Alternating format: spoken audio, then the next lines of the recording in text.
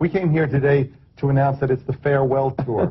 Sometimes people think when you announce a farewell tour, it's kind of a ploy and you're going to do it again and again. Some bands have made careers of farewell tours. We've never said we were going to do this before. In '96, '97, we came back as the original lineup and did the biggest tour of the year. We played to over 2 million people. And at that point, we basically regained the heavyweight championship, which was impossible. We could have hung it up at that point. We accomplished what we set out to do. But we did the Psycho Circus tour after that and did the same thing all over again. And really, after that, we looked at each other and had a heart-to-heart and thought, it's really time to end it. Why continue? Better to leave a little early than stay too late. But at that point, we said, let's go out one last time, make it official, do a farewell tour, allow our fans to see us one last time, and celebrate the 70s, 80s, and 90s. Celebrate the real history of the band as opposed to just the period that the original lineup was responsible for. In actuality, the original lineup is responsible for the whole history of the band and should celebrate it. And so when you came to that decision, was it a difficult one to come to? You guys have been working with each other for a long time now. And was that a hard decision to come to say this is the final tour?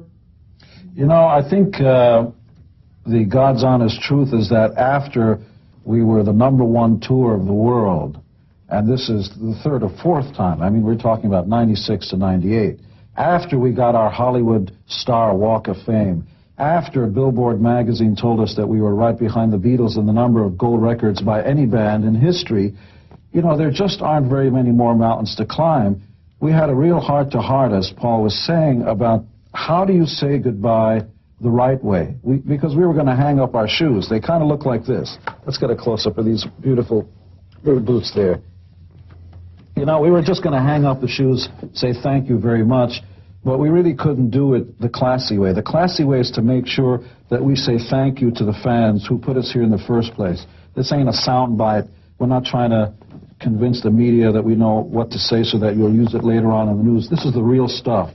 The bosses have always been the fans. We wouldn't be here without them, and we want to go out in style with the people who put us here, the fans. And we're going to take out Ted Nugent and Skid Row and just have a ball, and the critics can wait outside. We're going to do this one for the fans. You guys have stage shows that are unsurpassed. What can your fans expect for this final tour? Oh, I'm sorry. What am I? That happens now and then. Everything. We want to give them everything we got. Bombs, explosives, songs from the 70s, 80s, 90s. We just did a Kiss Alive 4. Had a great time doing it. It'll be out in March. And as always, we always felt for us that it's a 24-hour job. It's not you go up in your pajamas and play out. Fans always, they put us up there. We have to say goodbye the right way. We have to leave as champions. Technology really has come into I guess technology has really reached a point now where the state of the art is so much higher than it was during the 70s that the ultimate Kiss show now is really Kiss on steroids. As big as Kiss is, as bigger than life as Kiss is, the Kiss Farewell Tour makes everyone else look small. There is no other show. Every show has always been based on what Kiss has done anyway. This Kiss show is based on a Kiss show, which just means it's that much bigger. It's the ultimate farewell to people who made an amazing career possible. You mentioned the album. You guys had a lot of songs and put out a lot of albums. How did you come to choose those songs for Kiss Alive 4? Ace gave us a list. Yeah, and we had to do it. These are this is what's going to be on the album. Or else. They're the best of our songs, we felt. You know, the really best. And there's songs that Ace and I are doing with Gene and Paul that we've never done. And it's a blast. I mean, it's pretty much the coolest tunes we felt. It was the first time that we departed from doing songs only that were recorded by the four of us. We, you know, did 3 or 4 songs. That were when Bruce Kulick and Eric Singer were in the band.